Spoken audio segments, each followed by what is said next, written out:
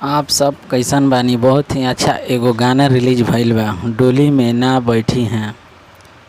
51,000 लाइक मिलल बा और 5,24,000 5 घंटा में 5,24,000 से भी ज़्यादा व्यू मिल चुकल बा। आज ही सुबेरे गाना रिलीज भइल बा आदि शक्ति फिल्म पर। बता दें कि एकरा के गाना के गौला बना खेसारी लाल यादव और साथ में अंतरा सिंह प्रियंका। बहुत अच्छा गाना बा। म्यूजिक बा श्याम सुंदर के, एक्ट्रेस बड़ी अनीशा पांडे और गाना के लिखले बड़े अखिलेश कश्यप। बहुत अच्छा गाना बा।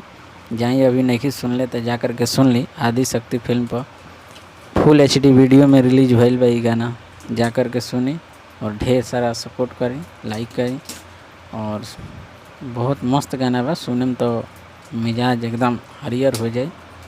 हाँ, और जाएं अभी तक चैनल का नहीं सब्सक्राइब कर ले तो कर ली। भोजपुरी हिट खबर और हम हैं संदीप यादव।